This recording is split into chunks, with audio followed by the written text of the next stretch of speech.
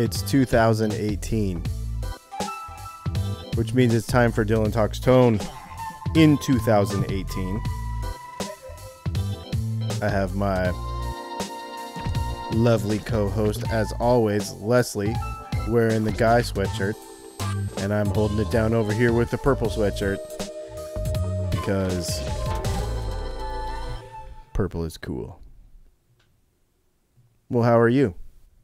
I'm good. How are you? I'm great. You know, it's funny because we were talking the other day on Facebook with somebody else saying that it's weird on Monday nights to not be doing this. And, right. And it is weird. I agree. You know. Sometimes when you get in the routine, it's kind of like, oh, yeah, it's Monday. But being out of the routine, it's like, man. Yep, exactly. So, for those of you who are new to Dylan Talks Tone, there's two ways that you can pay attention.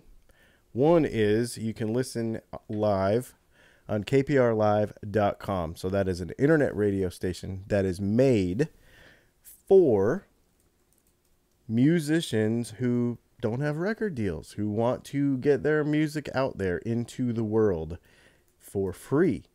You can go to kprlive.com and you can submit music to be listened to and to be heard. And that is a cool thing. And then the other thing, obviously, you're already here watching live on youtube.com/Dylan Talks Tone. We have over 300 videos all about guitar tech and various stuff. And we're going to have to turn your compression up so we don't hear your clickiness on your keyboard. So, yeah, you can watch us every Monday night at 9 o'clock Eastern Time, except for the holidays when we take time off and all that sort of stuff, which is what we just did. And so now we are back. And that's that. We talk about guitar tone and music and all sorts of other random things, but it really is kind of a live version of the recorded videos that we make for YouTube. So that's it. And if you want to participate, you can go over to the live comment stream that Leslie is curating right now. That's what all the clicking noise is her communicating with probably thousands of people already that have been logging in to listen over the last few minutes. Tonight on this show, we are going to actually kind of take a flashback. Like a flashback. Not like the weird kind. Like the good kind. Back into history of 2017. And we're going to look at the top 5 videos on Dylan Talks Tone, which gives us the top 5 subjects in popularity on Dylan Talks Tone, which says to me the top 5 most important things that people are watching about guitar stuff on the whole internet, if we're using my channel as, you know, in the world. I've been watching Top Gear reruns while I was working today, so in the world. I can't say it like him. But we're going to talk about the top 5 things, top 5 videos, and it really is interesting because as nerdy as we think we are about guitars, there's only a few subjects that people are really, really, really, really, really interested in over and over and over and over. So that'll be an interesting conversation. And the other thing is we're going to kind of recap the last couple weeks because it's been insane. We got caught in a snowstorm in Florida. Yeah. In Florida. We were in North Florida, St. Augustine, coming up through South Georgia, and it was like 4 inches of snow. It was absolutely ridiculous. And it was just one of those crazy, crazy things. What's going on over there on the internet? I can hear you typing. Just saying hey to everybody, and we have Bryson watching and keeping us up to date on the game. So there's no excuse for people not to be listening because we got play-by-play happening in the chat. Oh, no. I was hoping to get through this whole show being football free, but apparently not. No, that's okay. No, that's very cool. So who's winning? Nobody? 3-0 Georgia. They got a field goal. All right. Well, there you go. So you can have your live updates while we talk about guitar stuff. What else is going on over there? Just Hayes. Glad to have us back. Yep. It's been a couple weeks. So in the interim, there's a few interesting things that we did. We went to Atlanta. We brought, I've got a customer who wanted me to have, we built this guitar for him early last year, I think, probably, I don't know, springtime, maybe we built this guitar for him. Brought that one on video. That's a good one. We should have. Maybe I will grab it in a few minutes and we'll talk about it. And you're still losing your voice, yeah. apparently. Yeah, I think I'm a teenager again all of a sudden. Today. You're so it's 14. been happening. Yeah, it's been happening. It's the pink cat. It must be. So he wanted to have a plec done on this guitar. So we brought it to Atlanta and to Righteous Guitars in Atlanta, and they got it done the same day. Mm-hmm.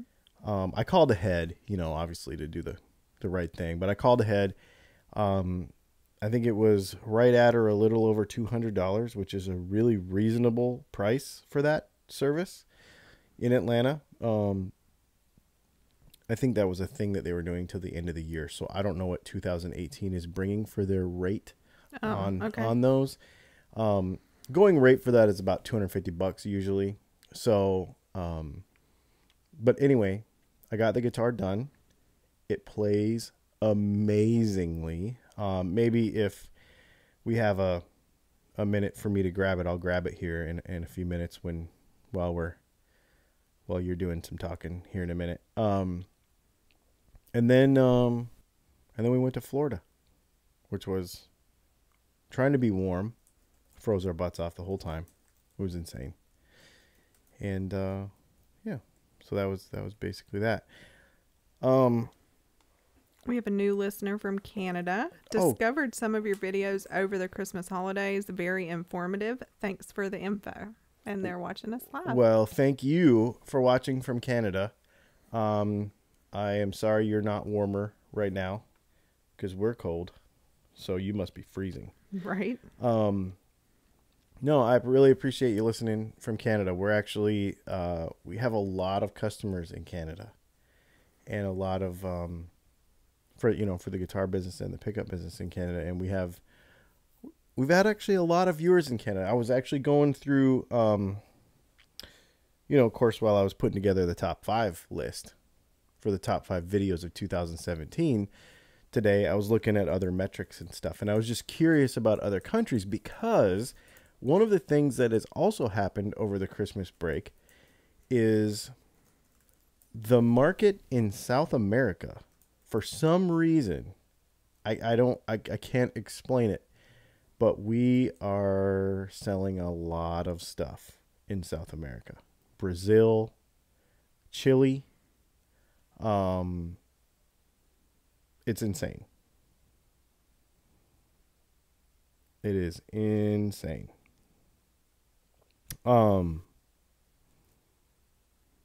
He wants, what does he want? So we have a viewer asking a question right now, and I'm just looking at it real quick.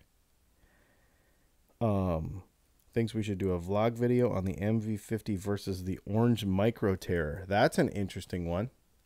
That's a very interesting one. So if I'm not mistaken, the Orange Micro Terror. Okay, so the viewer just asked this question. I think you guys should do a video on the MV50, the Vox MV50 versus the Orange Micro Terror. So the difference between those two amps, and we'll get into this right now because I have this amp right here, and it was something I was going to do tonight. I believe the Micro Terror is 15 watts, I think, with a 12AX7 tube preamp. I can't remember 100% for sure, but I think that's what it is. And then the Vox MV50 is a Class D power amp with the new tube technology. And in fact, we'll talk a little bit about some of the videos we've made on our break.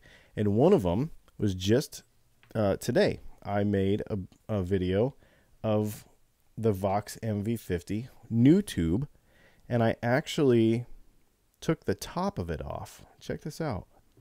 So here it is. If you're watching this on YouTube, if you're listening on the radio, what I did was I took the MV50 Vox and I took the cover off of it so you could see in there and see what this technology looks like. So this guy right here is it. And now it looks like an IC chip, but it is not. It's actually glass, okay? I mean, if I broke that right now, it wouldn't work anymore. It is an actual vacuum tube. And those two little squares right there light up. And they and it works just like a tube. Cathode, anode, grid, all the parts that a tube has. And if, in fact, if you go back and watch that video that we made today, I showed you actually a schematic of this new tube. And they actually, in their schematic, in their factory literature, they picture it as a tube, like on the schematic, the round tube. So it's pretty interesting. I believe there's really only one of these, and then it just depends on how you apply it in the circuit as to how it actually works. So it's really, really cool. You know, you can have one that has more drive, or have one that's cleaner, or have, in fact, right now, I believe they're putting them in the new tube screamer. So the Ibanez. Somebody just mentioned that. Yeah, I'm really excited to see it. It's $250. I almost ordered one the other day because I just want to see it, but it's $250. And I really think, you know, these are $200. I really think that this technology, the cost of this technology, is probably going to make most devices that have it around $200 or more.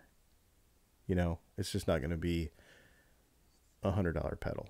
I think they're all going to have to be $250 or $200. Just because it's new, you think? Or no, you know, if this chip costs X amount of dollars, then the device has to cost $200 for it to be profitable for everybody. Right. I just think pricing structure, you know, that's how it's going to have to work. I'm guessing, but, you know, I do this a lot as far as trying to figure out what stuff costs by how much it costs to make it and stuff. So that's what I would guess, is that this thing, you know, if it contains this chip, or I keep saying that, and I want to stop saying that, because it's a tube. It is not a chip. Right. It just looks like one. But I really want to stop saying that, because I don't want people to get the wrong idea about what this thing is, because it is a vacuum tube. Square tube. It's not tubular. I believe I mentioned that in my video today. So anyway, what other videos did we do? Oh, we did the live thing with Robert Keeley. Mm-hmm. So it's interesting how that thing came about. We're kind of going backwards through the week here, but that came about because he texted me out of the middle of nowhere, and he's like, hey, can we do a live video where both of us are on the live video at the same time? And of course it is. You know, you can do multiple people on a live video. So we impromptu, like, he texted me, we figured out a time, like hours later, you know, it was like just a couple hours later, we threw this thing together and we did it. And it was a little rough, you know, we're like figuring out, you know, talking, and, you know, I had the camera set wrong and he had his audio. He was having trouble with his amp, but proof of concept, we had a phone conversation afterwards. We did it for about an hour. It's already got, I don't know, over 1,300 views or something. And just over the weekend. And so I think we're going to do it more. And I think we're going to put together a really cool kind of a format. And he thinks that he's going to have time to do it about once a month. Mm-hmm. And we'll take like an hour on a Saturday or a Friday or something. Maybe we'll try to be kind of consistent about it. I don't think Saturdays are the best day because you won't have the highest viewership. So we'll have to talk about that. But he doesn't work on Friday, so I tease him about that. He works like 24/7. but his shop doesn't work on Fridays. So we'll figure something out. Let's see. Buzz asks, do you think it's possible for the new tube to be used as a power tube? That is going to be an interesting question of application as time goes on. In our video today, we mentioned, and I looked at the schematic a little while this morning before I made it. The operating voltage is from 5 to 80. And, you know, a normal power tube is like 400, right? With a ton more current. This thing has a lot less current and a lot less voltage. I think it's going to have to be... I'm just going to say somebody is going to figure it out. I think somebody will figure it out. It's going to take some time, but I think they're going to either make it I think what they're going to do is they're going to either figure out how to make it into a power tube, or they're going to take a solid state. How do I want to say this? They're going to take a solid state thing like a Class D or even an AB and put one of these in front of it to make the power amp act like a tube.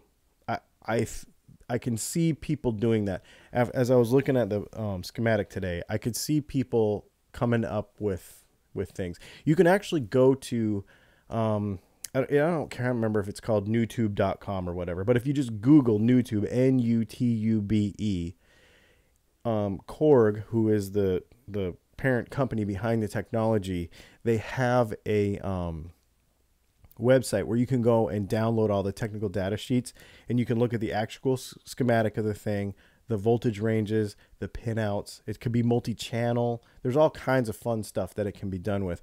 So I really think that this thing is going to be the beginning of something else as it goes. You know, the pedal by Ibanez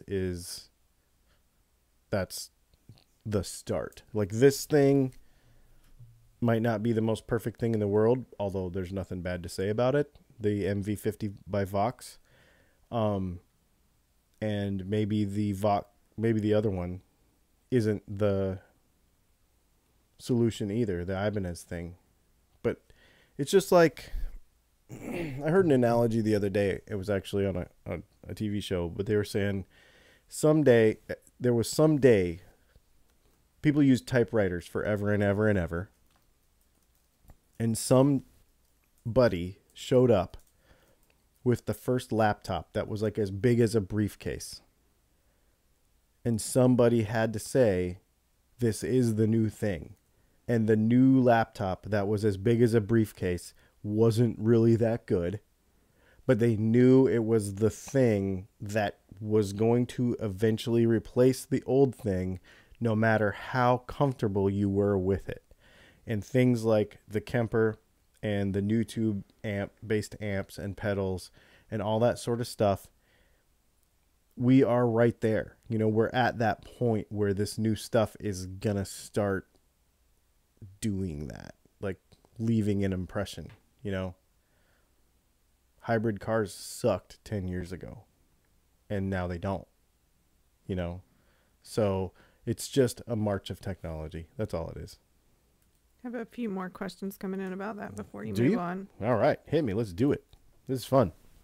You already have one. Oh, you're sending them to me. Here we go. Can they make a new tube act like a 6L6? One before that. Okay, hang on. That was the follow-up. Will it to their compress quest. like a tube? Absolutely. Yeah, it already does. Okay. Yeah, for sure. Okay. The Vox MV50 Clean that I have in my hand is not the most... it's not the one to demonstrate this with, because it is made to be 100% clean. Now, that being said, I can put the Keeley D&M drive in front of it, and I can make it compress. Especially when you turn the thing wide open. Yes, it compresses exactly like a tube. It sags exactly like a tube. It works exactly like that. The power side is a little different because it's class D. But As far as a preamp tube, absolutely. Yes, it does. That's the whole point. That's why it's so cool. And then let's see. Jeffrey asks, can they make the new tube act like a 606, EL34, or other popular tube type? I think somebody asked me this on my channel today. I'm not going to answer questions I don't know the answer to. And I'm not going to mislead you or say it could do a thing that I'm not sure that it could do. I'm just going to say I don't know. As far as voicing and stuff, I don't know. Again, it goes back to what you said before. Like, you don't know how it's going to evolve and how people are going to, what they're going to do with this technology. Right. This amp that I have here is still really new. Yes. And this amp that I have here is a very simple circuit. Mm-hmm. Bass and treble. You got to start somewhere. Right. The the Ibanez new tube screamer is even a more complicated circuit than this and can do more. Right. So we'll see. You know, we'll see. I'm not sure. And then, not really a question, but based on your live earlier, I assume, please tell Dylan that my ears thank him. I checked out Sons of Texas and absolutely loved them. Bought and downloaded the entire album. So grateful for the tip. Yeah. What was that noise? I have no idea. Check out Sons of Texas. So the reason she's bringing that up is because Jess De Hoyos is the guitar player for Sons of Texas. He's a friend of mine, and we were talking earlier on a Facebook post about overdrive and drive pedals, and so I recommended to him the Keeley DNM drive, and he's like, do a video. So I just jumped on real quick and did a live video, which wasn't very good. It was just a quick thing to go through kind of the feature set of the Keeley DNM drive. We need to do a better one, like a real one, but so many people have done a demo on those. But I want to do, that's one of the things Keeley and I were talking about the other day was we want to talk more about how to pick an overdrive pedal. Not so much which one to pick, but how to pick one and what to do with an overdrive pedal when you're picking it. So many people default to just, well, this is how I set the knobs on mine, and this is how I set the knobs on my amp, when they forget about the tone knob and the volume knob on the guitar interacting with the drive pedal, which is an amp in front of the amp, which is in front of the amp. So, you know, there's all these stages to your signal chain, and having all that flexibility, so many people will just put themselves into this box of this is how I set my knobs, and if I don't like it, I don't like it. Chances are most people could be way more flexible with the gear that they have in front of them if they just understood what they were doing when they twisted the knobs. So we want to do a little bit more specific stuff about that. But Jess De Hoyos he's an incredible guy. One of the things I'll say about him, and we need to get him on the show. I need to just call him, and we just need to do a phone call, because they're a metal band, right? And if you ever go see them live, they're going to do a couple of Pantera covers. They're from Texas, obviously, and they have that very Pantera sound.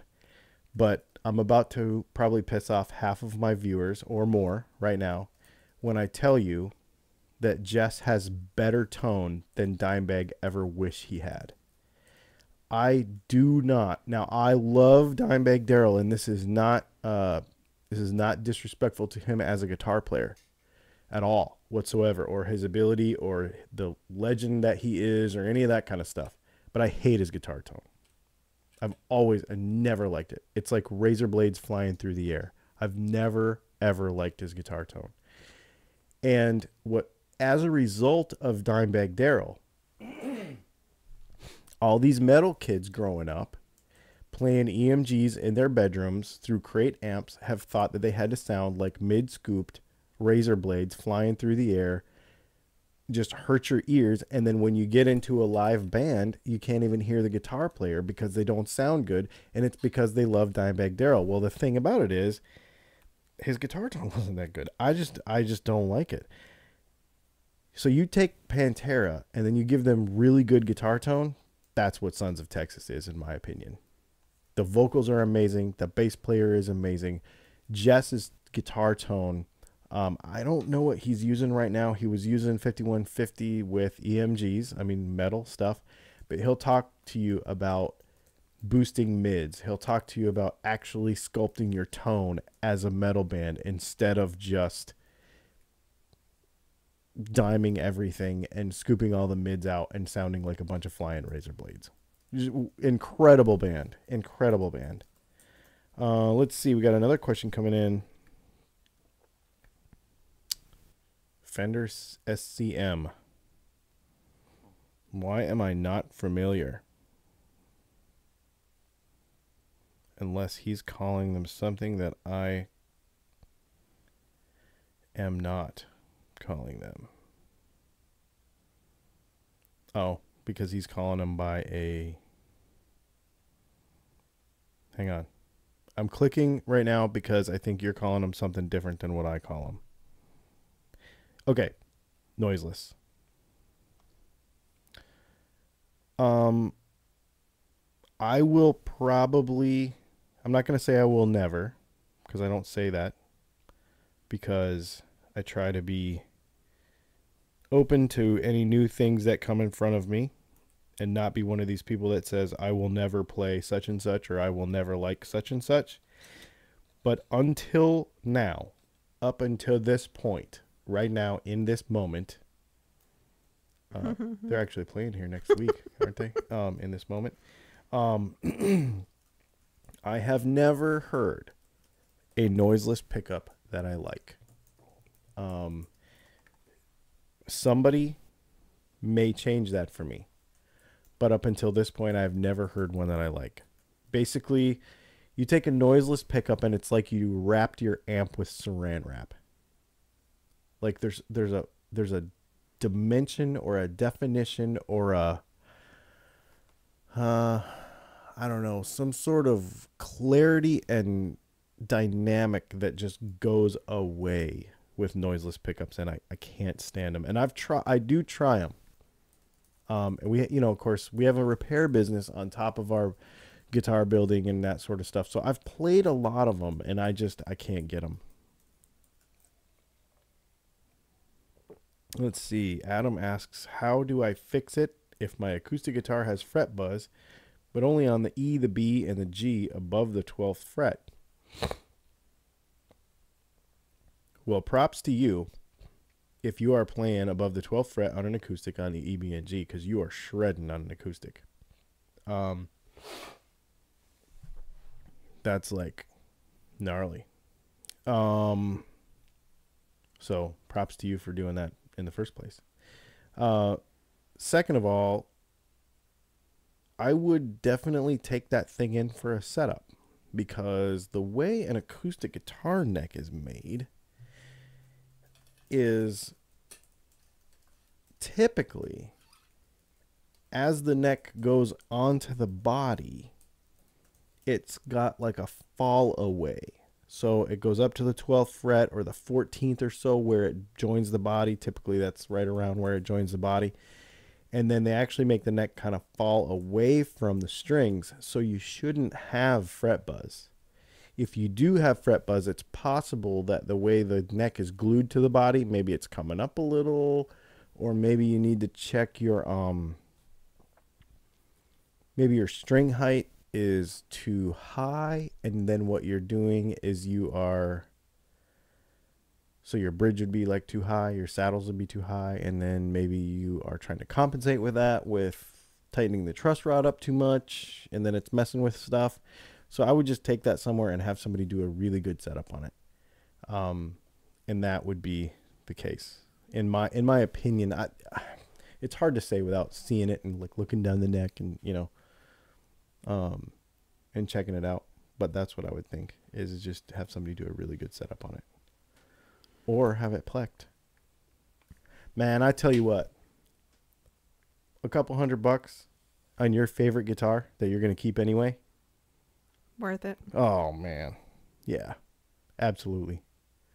Worth it if you just get to hang out and chat about it for a little bit too. Those guys are really smart. Mm-hmm.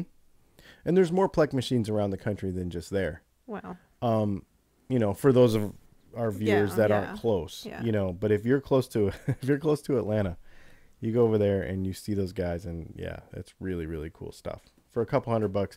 I know it sounds like a lot of money, but a fret job Right. is a couple $100. And they could actually save a guitar. Here's what the crazy part about a Plek is. They can take like 1/1000th of a millimeter at a time, which is insanely accurate. And they can get the tolerances within 1/1000th of a millimeter. So that means that if you have an old guitar and you are, you know, let's say you have a vintage guitar or something that you've had for a long time. I think about my Strat, like this red Strat right here. The frets are kind of on it, but I don't want to refret it because then it wouldn't be original anymore. You know what I mean? Right. But because they can take less off Than a and be person more would, yeah. exacting. Yeah, I mean, if I go like this with my crowning file, I've taken more off than that machine is capable of taking out, like small increments. Yep. So cool. And it would only touch the ones that needed to be touched. And Exactly. Yep. And it would be able to see all that where my naked eye, even with a fret rocker and all the tools, there's been a lot of people that have argued that on the Facebooks and on the YouTubes, like, oh, I could do a better fret job. No, you can't. There's no way that you can see 1/1000th of a millimeter. There's no way. Right. No way at all. It's pretty fun stuff, though. I do like that this is much more interactive in Q&A. It's fun. It is fun. Can I ask a question for my personal? You mentioned Yes. the YouTube videos. Yes. Did you want me to share those, or are you going to further discuss them? We're going to talk about them one at a time, I think. All right. It is 9:30, and you have 3 topics to discuss. Okay. So we should, that's my executive producer over there saying that we should move along. And feel free to speak up and ask questions as we go, but she is right. So let's talk about the top 5 YouTube videos on the whole internet of Dylan Talks Tone. See what I did there?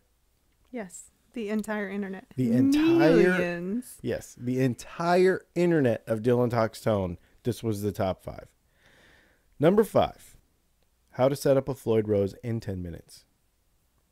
That video has been getting views every day since I did it. That's really cool. Every day. That has been one of the most popular things. You can set up a Floyd Rose in 10 minutes. You can set up a Strat tremolo in 10 minutes. I had somebody accuse me this morning of plagiarism on my Strat video that is basically the same as the Floyd Rose video, just so you know. It's very similar. Because there's a man named Frudua from Italy. Tell me that again. The guy's name is Frudua. It's Okay. Frudua. Okay. And he's like, you plagiarized his video word for word, blah, blah, blah, blah, blah. And I'm like, actually, my friend Jimmy in Florida told me how to do it this way. And then I asked Jimmy, and he got it from Frudua. But whatever. It's the internet. And I'm passing along some pretty awesome stuff because this dude is good. The guy in Italy is really good. And if You'd be like, thanks for turning me on to him. exactly. No, and I watched all his other videos and I was like, man, this guy's really good. So check him out. Frudua. That's cool. Yeah, the dude's amazing. That's a heck of a way to find out about And he's somebody, but Right. And he's got a really cool accent and he's really cool. He talks about string tension. He talks about breakover angles and all kind of stuff. What's really funny about it is once I found him and watched all his videos, I'm like, I felt very confirmed about many things that people argue with me about because he is way smarter than me. I'll just say he's way smarter than me. And I'm like, well, maybe I'm not wrong on some of this stuff that I've been believing and figuring out on my own because he was very I mean, we probably think almost exactly the same on a lot of this stuff. You should message him. I think maybe I will. Reach out to him and say hello. In number 4, why upgrade your Floyd Rose style tremolo if you have like a generic one or a cheap one? We did a Ibanez Gem build, and everybody complains because we did not do enough videos about that guitar. And then the other half of the internet complains because I put a Floyd Rose on an Ibanez instead of an Edge. So I think what we're going to do is, I got to wait till after NAMM, but I actually talked to Andy from Floyd Rose a few weeks ago. And he said after NAMM, call him and we're going to work on another Floyd Rose project together. So, yeah. So, cause Andy, he always helps me out with that stuff. So we'll see what happens. Hang on. You threw me some questions in there. I don't want to miss anybody. I think you should finish your top 5. Okay. And then we'll go back to that. Okay. That's fine. In number 3, shielding, how it affects your guitar tone. It doesn't. It does, but it doesn't. Dramatic pause. Everybody wants to say that you're adding eddy current. Excuse me. Adding eddy currents and all this stuff and blah, blah, blah, blah, blah. Yeah, it changes your guitar tone because you can hear more of your guitar when the noise is gone. So in that case, definitely, there is definitely some more tone there. Or some more. I hate that word. The word tone is dumb. My business is called Dylan Talks Tone, but let me tell you, there is not more tone or less tone. It's just sound. And the sound that you hear changes when you make changes. There's not more tone or less tone. There's a guy on another YouTube video today trying to give me crap about that, about putting 7s on my guitar with the Billy Gibbons strings and losing tone. You don't lose tone. It just changes. It doesn't go anywhere. You should say it like that from now on. Tune. Because it is that snobby. Let's just say that, right? Let's see. In number 2, this is, I'm really surprised, but then I'm not. This was your number 1 for a long time. This was my number 1 video ever made. I remember. And in fact, we have 320 something videos now on our YouTube. Yeah, it's a lot. This is number 10. That's insane. This is 4 or 5 years ago. 4 years ago. Okay. Pretty close to 4 years ago. Go look. I'm pretty sure. I'm pretty sure it can't be that long ago. Maybe it's 3 then. You're just making up numbers. No, I think it's pretty close to 4. Over dramatic. Anyway, my 10th video I ever made is the second most popular video we've ever done. It will be 3 years in March. Oh, really? Okay, so 3 years. 84,000 minutes were spent watching this video this year. On a what? Minute video? No, it was probably... It's a longer video? Yeah, it's a longer one. Oh, maybe I'm still stuck on the ad. We made them way too long back then. That's true. 250 versus 500K pots in your guitar. That is the second most popular video in 2017. And it is the second most popular video on our entire YouTube channel. I think it has the second most views. It might even have more views than the other one that I'm about to tell you about. But this other one, so if you have a question about this 250 versus 500 thing, go watch that video. It's really good because the internet thinks so. It's got to be good. It's got to be good. Everybody watches it. And I'll tell you what, there's not a lot of people that, I'm not saying I don't care about people arguing with me because that's fun, right? We have conversations and I learn things, but it's a fairly simple subject when you really look at it. But it comes up a lot. I mean, I feel like we've talked about it many times on the radio show and everything. Yes. This is a very, very... To the point that you have that nice, like, what do you, like, random mixture of things to purchase. Mm-hmm. Oh, that's capacitors. I'm making up stuff. No, but it's in the same. There's a playlist that I put this video in both Okay. of them. Okay. There's two different playlists. I'm pretty sure I did that. So because this affects Right. both of those things, so it does work together. And the number one video in all of YouTube for Dylan Talks Tone, in the whole world of Dylan Talks Tone, Asterix. Kemper, why some people think they sound fake. Which is crazy. Because everyone wants to argue about this. But the bottom line is, if it sounds fake, you're not doing it right. That's really what it comes down to. And every time I can't get it to sound right, it's because I'm not doing something right. And I'll call one of my buddies that has a studio who uses it all the time. In fact, I was just talking to my friend in Philadelphia last week. And he's like, "Are you still using your Kemper?" And I was like, have not been using it much lately, but I do use it. And he says, "Well, I'm going to be in South Carolina in April. And we'll get together and I'm going to show you some secrets that are going to make it go to the next level." That's cool. So there's always something to learn with that thing that makes it better. It does not sound fake. It sounds amazing. But there's a lot of you got to learn it, you know. There's a lot to learn. So as I learn it, I'll share it, but I'm telling you, there's a lot to learn. So that's it. Our top 5 videos in 2017. And I think the Kemper one might be the top one ever. I can't remember for sure, but it's pretty close. All right, let's see. Did Dylan remember to ask them about using the Plek machine to make hemispherical fret ends? I did not ask that. I forgot all about that. Do you think Kramer has lost its originality by remaking iconic 80s guitars? All right. This is a good segue. No. I don't think it has. First of all, there's very few original ideas in the guitar industry whatsoever.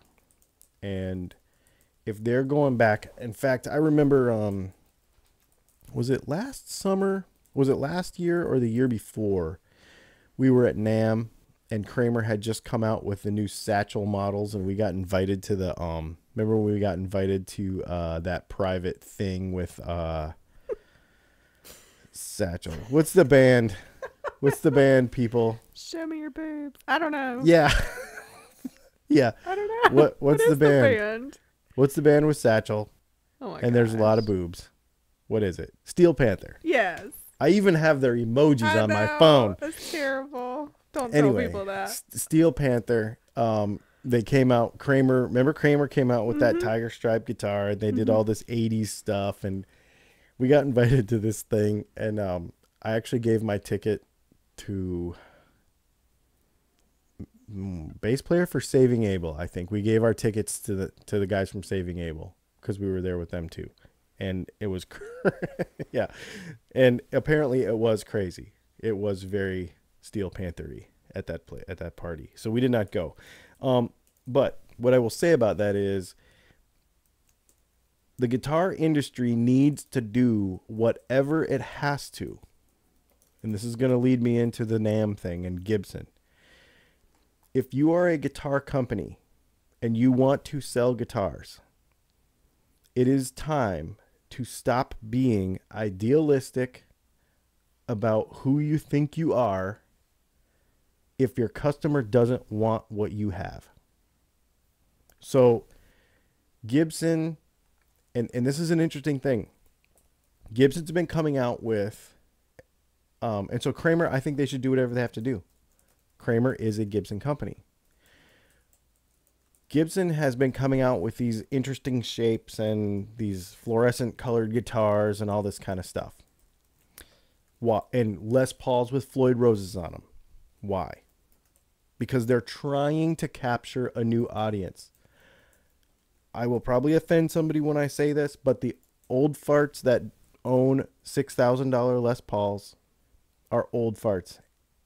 And 40% of guitars purchased this year are from people that have been playing for a year or less. They're not buying that stuff. Mm-hmm. So guitar companies two things need to happen. Guitar companies need to open their minds to how they market. Okay? So social media and Snapchat and Instagram and all that kind of stuff. And they need to, and maybe that means they don't go to NAMM anymore. Maybe that means they spend their money some other place. And number two,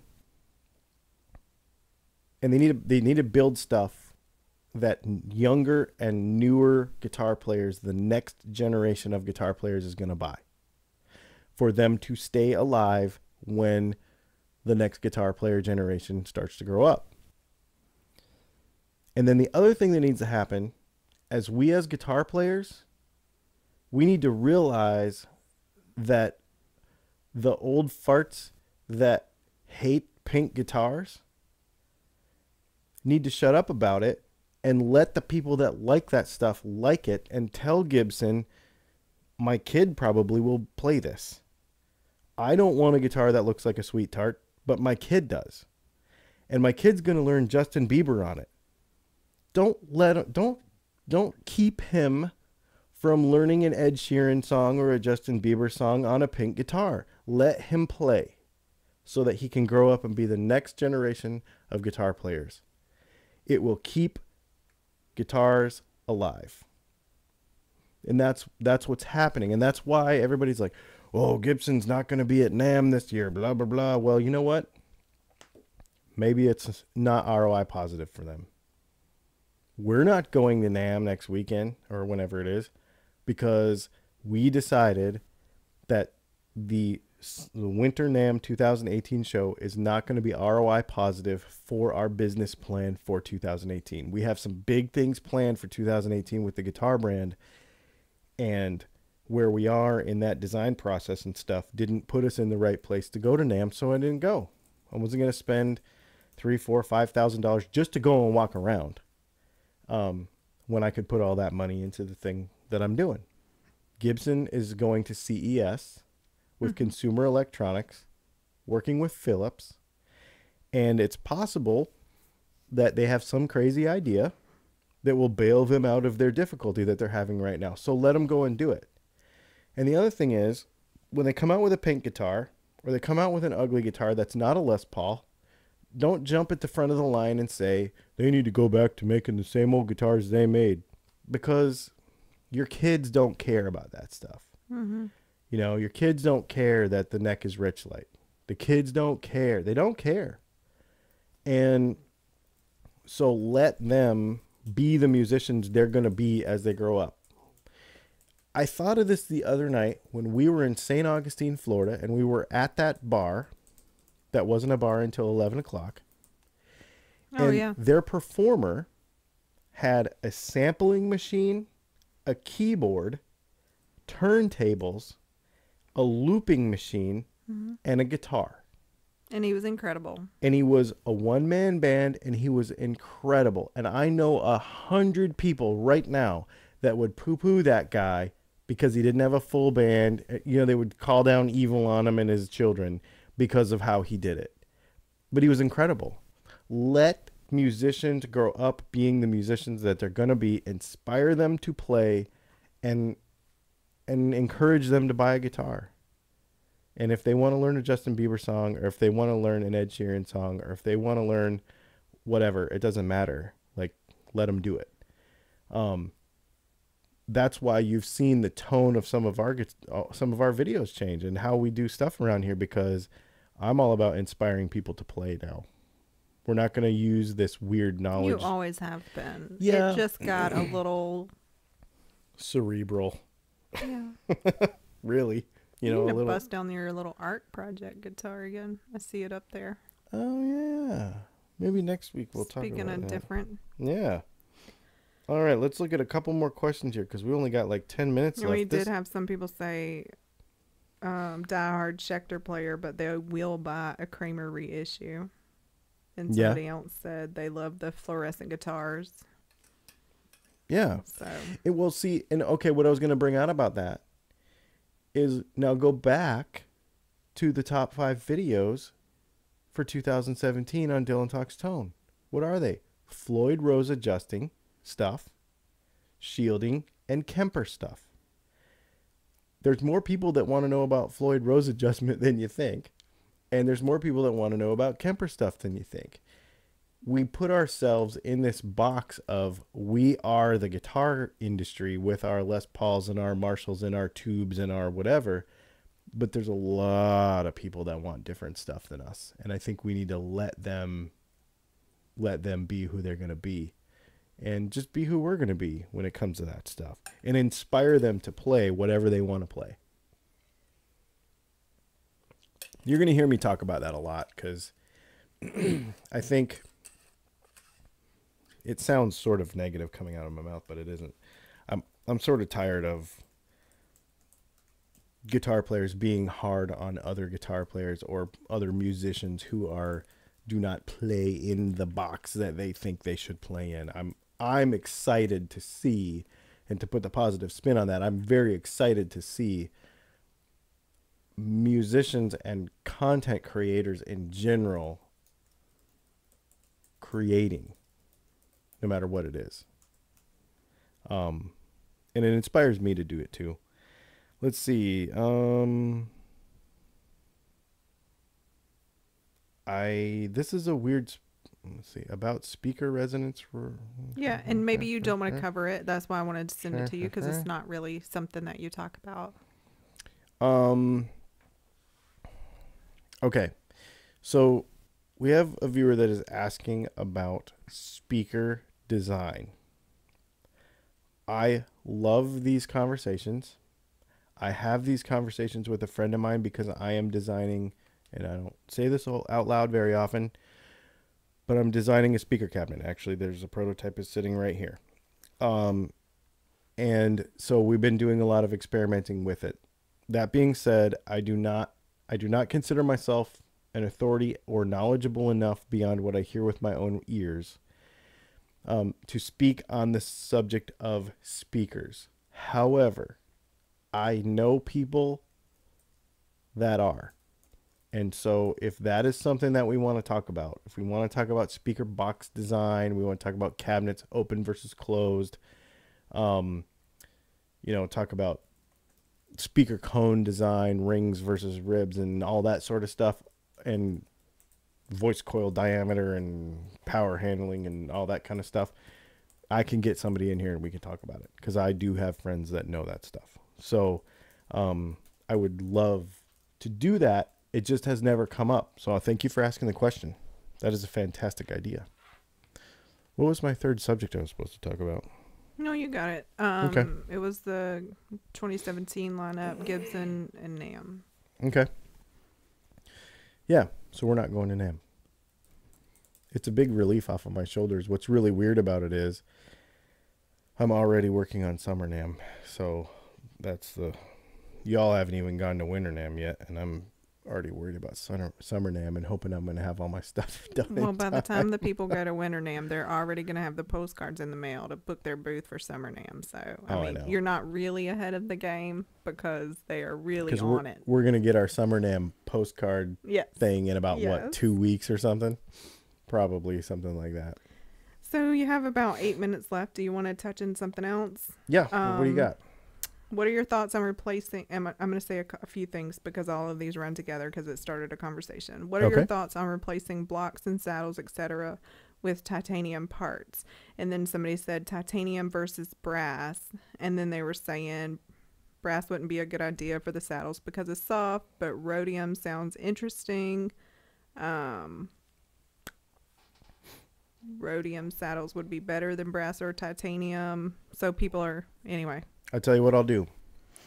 I will work on that because my buddy Andy at Floyd Rose, he actually runs a company called API International, and they are distributors for some titanium saddles. So let me see if I can get some titanium saddles in here for, I'll try to get a couple types, Tune-O-Matic style as well as Telecaster style. We'll do some titanium versus brass versus steel. We'll do some videos. And I'll literally take the guitar apart and we'll use the same guitar and we'll that's a video I've been wanting to do for a long time. So we'll do that. It makes a massive difference. So here's the thing. When we talk about guitar tone, I mean, in the snobby version of guitar tone, the number one thing in my mind that changes the tone of a guitar is the nut and the saddles. And if you change the material of those two things, you'll change the tone of the guitar immediately. Going from steel to brass on a Telecaster is huge. Absolutely huge. I've even done fun stuff. I don't think I have those saddles anymore. I think I sold them, but I've done stuff where I've taken titanium saddles and I've put them in two of the, like the E and the B string, and then put steel saddles or brass saddles in the rest of the guitar, like to calm down some tones that I didn't like and stuff like that. I mean, super fun. There's a lot of experimenting that can be done with saddle material. We actually have, on DylanTalksTone.com, we have a few different materials. I think we have aluminum, steel, and brass. And I do not have titanium, but I can get it. So maybe we should add that because it is worth the experimenting. It's super fun. And it does change the sound of the guitar for sure. Definitely. And we need to do some bone versus graphite and bone versus Graphtec and stuff too. That would be a good one. Yeah. For the nut too, you know. So that'll take some work. That's a lot of work actually to change a nut in a guitar and do it properly for a video. But I think I could probably pull it off. What else you got over there? That's about it. Yeah, we have some people chiming in to help the guy with his speaker questions. Oh, okay, cool. And then some people are saying they notice a difference, but it's hard to tell, talking about the saddle material. Yep. So. Yeah, it depends on the application. It depends on, the amp that you're using and how much gain you're using in the guitar.